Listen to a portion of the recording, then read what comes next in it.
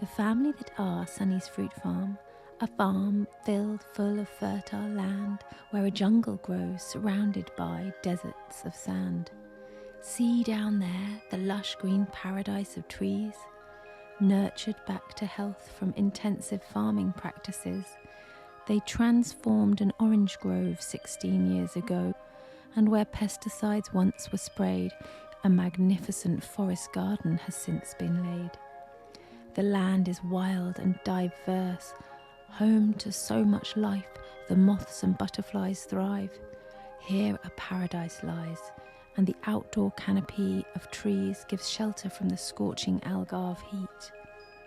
Buried between fruiting trees, a playground and a learning space, a forest school takes place. Come join us for a tour. Meet Rachel, Paul, Sunny, Isla, animals, trees, plants and all.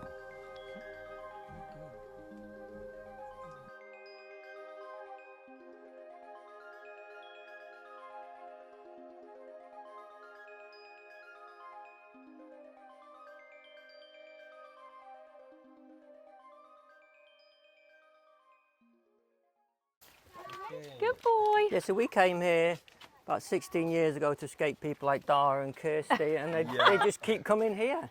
Yeah. What did you come to 16 years ago on this plot? This was just, this was a citrus monoculture that, unbeknown to us at the time, because being new to it, we thought we had these amazing citrus trees that locals were telling us weren't that nice. They weren't that productive. This one, because this is in, Julia Tabarka-Lelevi talks about, this is her favourite one. Anti-parasite. Anti-parasite. Oh, is that good for like, worms. with animals as well? Yeah. Okay, and this is the Artemisia family. Yeah, this is And wormwood. absinthe. Oh, is it? Absinthe. Yeah. Okay. Wow. And this is horehound. Okay. For sore throats and respiratory complaints.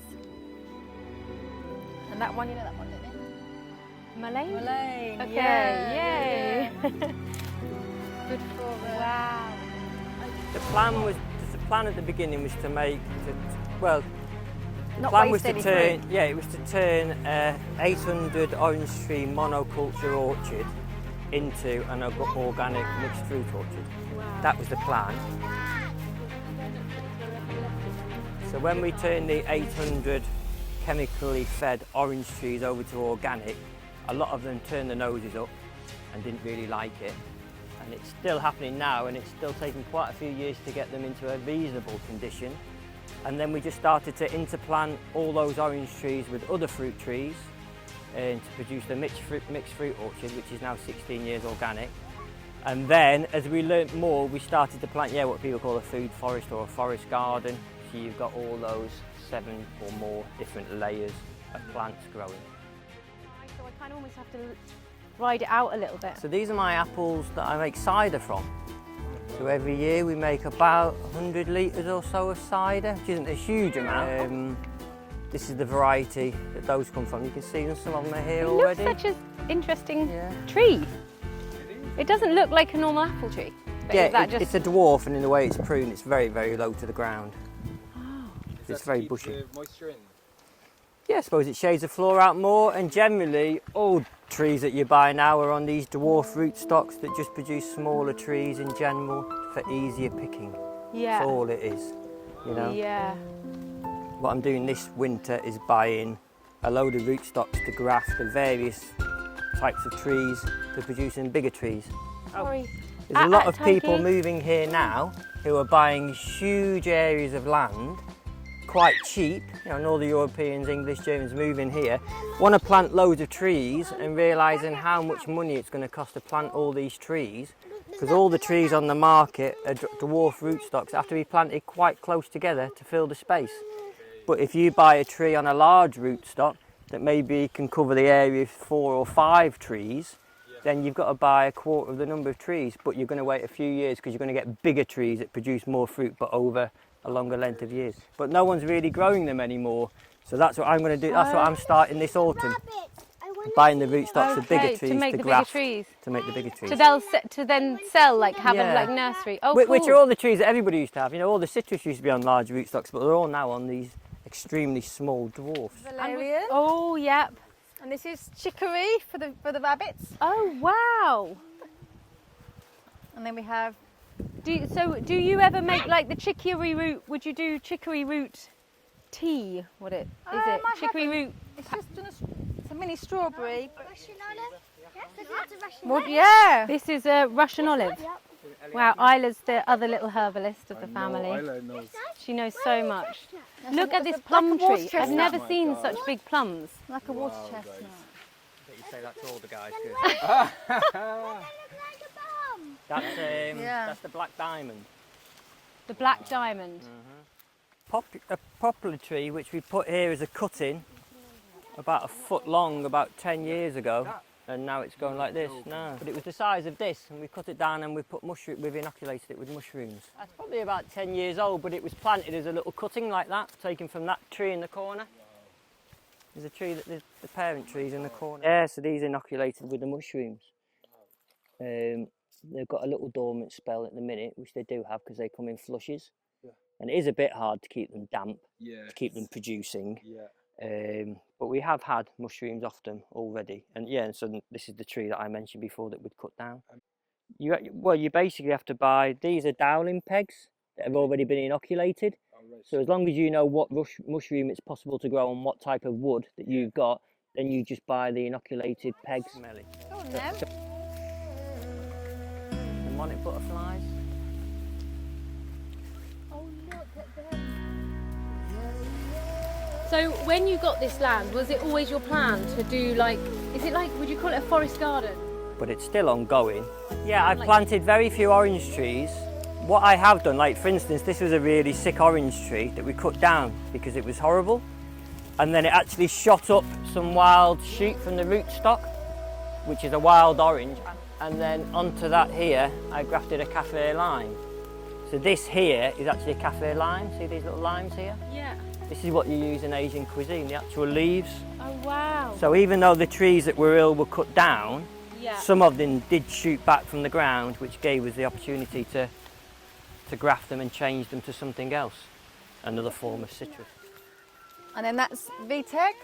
Oh, this is the magic. Tell me yeah, about yeah, Vitex. yeah, This yeah, is like yeah. the sacred woman's It's the plant. ladies' herb. It's good for every part of a woman, like whether she's in puberty or the menopause or wanting to give birth and after birth. It's just good for everything. If you're a woman. woman, you want to be taking this herb. Yeah. Like on a regular basis, would it be something that you'd get Vitex tea and drink Yeah, you it? could do, yeah. Especially if you're like menopausal or you're having heavy periods or anything womanly.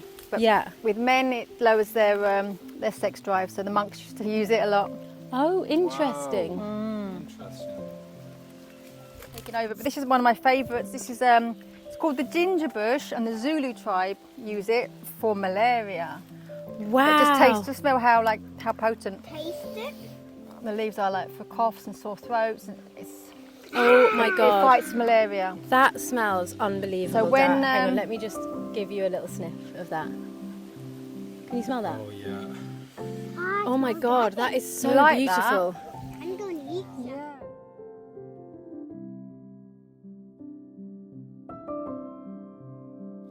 Yeah, this is a plantain banana. Produces the big red plantains that you kind of cook and use as a vegetable. These here you can just about make out. Do you see the flower there? Yeah. These are banana passion fruits. There's some there. Just constantly. In a relatively large garden. You don't think that it will sort itself, like when you have all this diversity, you don't think it kind of sorts itself out you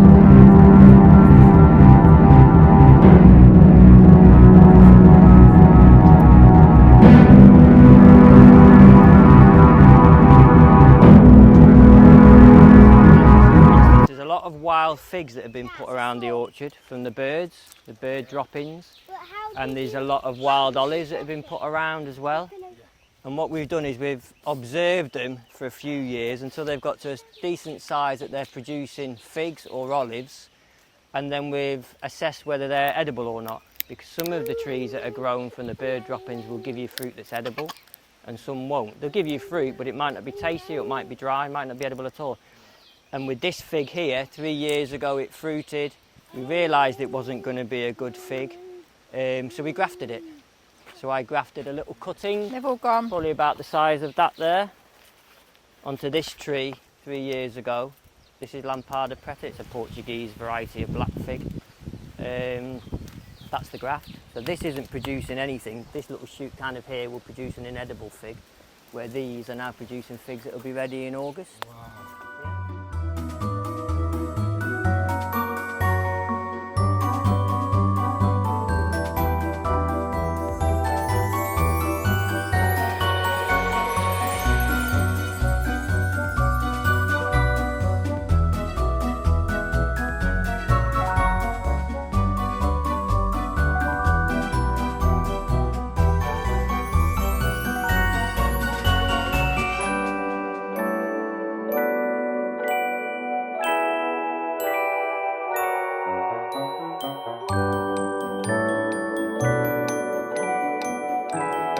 This bit of the olive, how different they look? Yeah. That's because this was grafted onto here. Again, these are wild figs that are waiting to be grafted.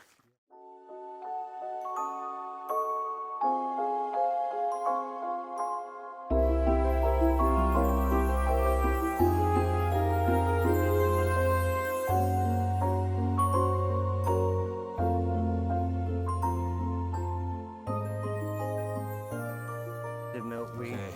It's the #1 food source for the caterpillars and the monarchs. Interesting. So if you leave it on your land, you'll have lots of those things. Wow, man.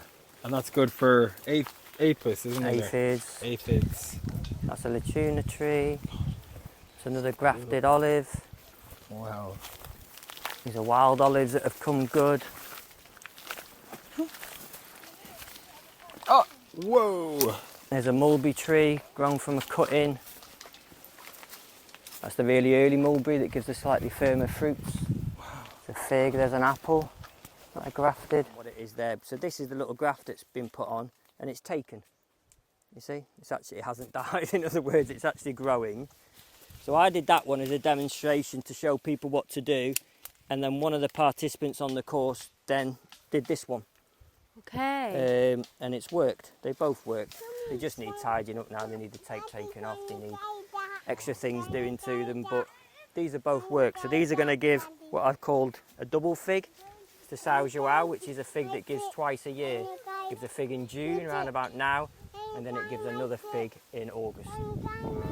It gives 2 harvests of figs a year. And with the grafting, so you keep all these branches off, and then I've taken all these off because they're from what is now classed as the rootstock. This is the piece of wood that's going to grow into a tree and give you the edible fruit. This I've already worked out from waiting a few years and observing was giving fruit that was inedible. okay, So perfect. we don't want any of that growth. All we want is Right. this root to Got it. feed this graft. Okay. So like none of Got this it. is going to give us anything we can eat. like yeah, what you you've done take underneath during the dormant season, you take cuttings from a fig tree, which is the variety you want, and you try to convince that cutting that it's still winter time. So you wrap it and put it in the fridge, and you try to convince it that it's still winter. It won't die in the fridge for a couple of months. Then you wait until the rootstock that you want is growing in the spring and it's full of life. Yeah, and when it's full of life, you cut it down. And what it wants to do quite quickly is grow again. But once you cut it, if you then take your cutting from the fridge and fix them together, the one from the fridge within a minute thinks that it's summertime because it comes straight into the open, and the fig that's been cut wants to grow straight away. And I use the biodynamic calendar, so I do it on certain dates when both those things are wanting to be done, and it kind of it's a recipe for success really. If you do it at the right time, you cut this at the right time, you harvest that and take it out of the fridge at the right time, do it on the right day, you generally get good results. And is that connected with the moon? Or... It's connected with the moon, but it's more connected with the cosmos. Paul, your knowledge is amazing. Do you do tours? Do you do like guided tours? Is this something that we can I've just advertise and I've promote for you with our million viewers? I've started doing like a few consultations to try and help people create something similar. Wow. You know? Oh, and then we bring ourselves to the camp. This is the school.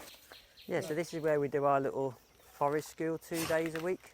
Oh, what a magical place to come and be a part of if you're a child.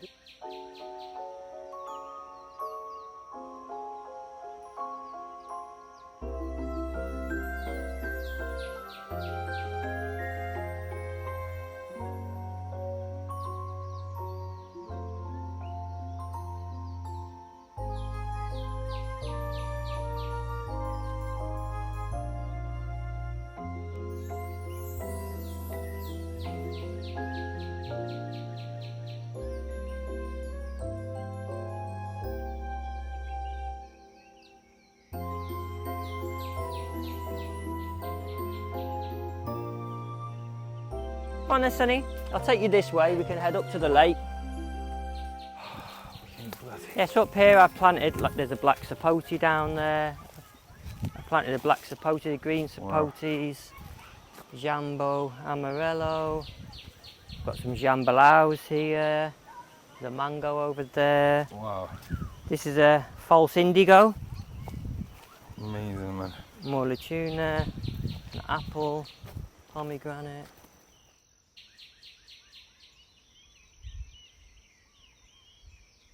So this is the lake.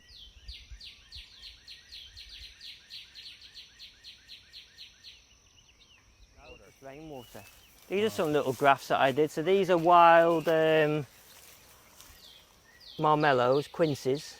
Yeah. And then onto that I grafted a pear, which is this. And then onto the pear I grafted a nashi pear, like an Asian pear. The Asian pear isn't compatible with the quince. So you have to graft it through an intermediary there. Wow. So we've gone from the quince to the pear. Amazing. I've kept that, and then the nashi here.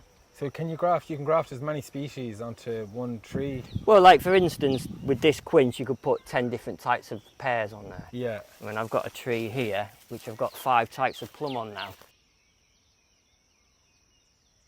So this plum tree here has got a red plum on it. Yeah. This side here, which hasn't fruited this year, has a yellow plum.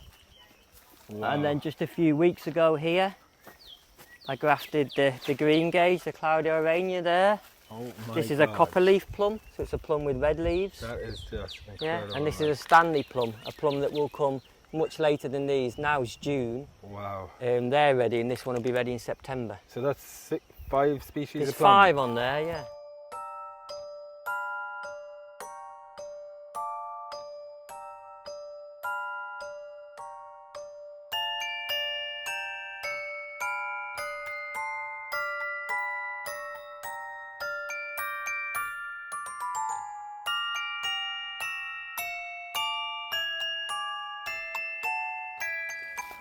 So jujube, you know the jujube? Apple type fruits. See these little fruits this year? Wow. No, it's like a miniature apple. Okay. You can eat it crunchy like an apple when it just starts to turn from green to red. And they say if you leave it to go overripe on the tree or pick it and dry it, they say it's the nearest to like a date, a dry date that you can get without having a date. I don't think it's quite that good. I've tried it and it's not quite that good, but it's really nice as a little fruit that you can just pick a handful of in the season every time you pass. But it is spiky. Okay. And that shows its semi-wild nature Okay. and the fact that it's resistant to nearly everything. Interesting.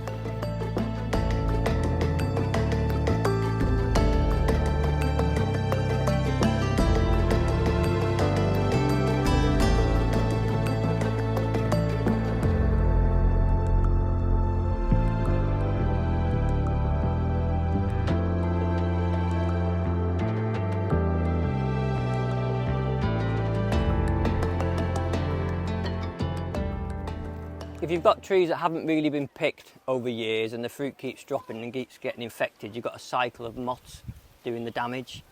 Yeah. If the trees are, if you're always really picking the fruit at the time and you let very little drop to the floor, you're already stopping that cycle of damage happening. Hydrator. The problem with drying them in the sun is that you dry them in the sun, but the problem is that it's what you do with them at night time, because the temperature can drop so much at night time that they can actually just start to go off. Interesting. Not even fruit fly Yes. damage. They can just start to go off at night time. Okay. And then no matter how much you dry them, they're always an off thing. Wow, So okay. I dry them in the sun in the day and put them in dehydrators at night. Oh, is that how you do it? Yeah, to keep an even temperature.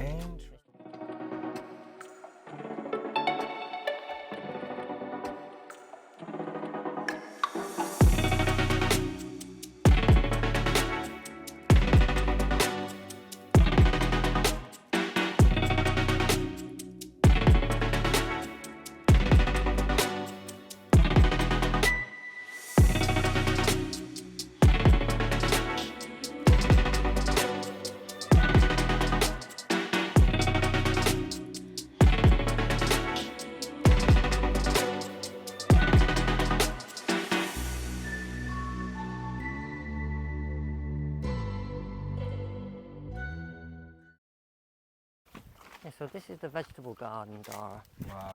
Now it's all this thing, isn't it, like know your farmer. People are more than happy to know Yes. who you are and where you are and what Yeah, you're doing than they are worried completely. about a certificate I know. that you've had to take less care on your vegetables too because Yeah. you've had to Pay do off. something to pay for a certificate. I know. If people can come and see what you're doing, Yeah. I feel that they're happier to do. Most of these are from our own seed, saving your own seed. The greenhouse has got sweet potatoes and courgettes, some peppers, healthy, happy pepper plants. Wow. There's lots and lots of peppers coming on these. Which Lots is of a, humus. yeah, it's a nice, well, it's relatively rich because the stuff's growing well in it. Can you tell us a little bit about your compost? Do you have a method or? I harvest all these throughout the winter and I use them to mulch the beds in the summer, and then come the autumn when the snugs and snails come out in the first rains, we then take all the mulch off and compost it over the winter, and then we add that back onto the beds in the spring and then start the process of collecting the weeds again. Wow. The compost that I make to put onto these beds is just a lot coarser. It's this kind of stuff. You know, it's just a much more, I have to get rid of the big bits, but it's just a much coarser Wow. kind of compost. Okay, and these plastic bags are essential to keep It's the just to moisture keep in, the moisture in. because otherwise it won't decompose. Yeah, it will just remain like that, dry. Yeah. But this is that after 6 months. Wow. And the chicken stuff, that's purely for like your fresh. That's your, that looks your like potting. bought compost, so that's basically for potting Wow. trees and things on. And when you say you get your chickens to help, is it just that you clear out the chicken pen, or do you? I put all our daily scraps into a bathtub in the chicken pen, and the chickens jump into that bathtub and eat all the daily scraps. But that can be a lot of orange peel, because we do dried fruit. Yeah. That can be all the orange peelings and all the apple, you know, all the stuff that's left over. Do they eat orange peelings? Yeah, well, they'll scratch at it and they'll nibble at it, but they'll help break it all down. And then we add the chicken poo to it and produce compost with it eventually. Well, this is about a third to half an acre vegetable garden. And does that feed your family? Yeah, I mean, it gives us a lot of food, yeah. Yeah, if we only ate what we produced, it would feed quite a large part of our diet. But because the kids might want to eat a cauliflower when there's no cauliflowers in season, then you Yeah. have to buy other things. There, a lot of lettuces constantly. These are the sweet potatoes, Kirsty, Wow. and Oh. fennels. Just have to watch all these tomatoes. But the tomatoes are there. Incredible. These are different varieties. So there you go. As you just feed your soil in a more healthy way, it just starts to produce more. Yes, Yeah. in this part of the land. I shall free. If you go back, I'll show you my little nursery quickly. Well, yes, there's a whole mixture of stuff there, waiting to go in the garden. Some of it I sell, but it's a constant cycle of making sure, you know, because there's an end game with it here, that at some point I won't need this, and everything I ever wanted to plant will be planted. The danger is being a bit of a plant obsessive, that there's always new things to find, of course. You'll But the- never not have a nursery. I know. So your end game is to just be self-sufficient and not. Well, the end game is to have no more planting to do, that nature's doing it for me, and I'm just grafting what the birds have put there, and I'm not having to water and plant and dig holes for all these trees every year, which I'm still doing because there's still space to fill.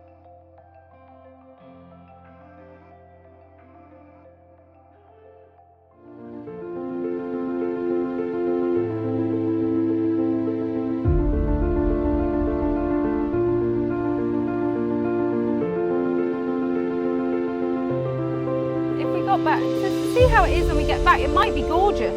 Let's go back to that. See the bus.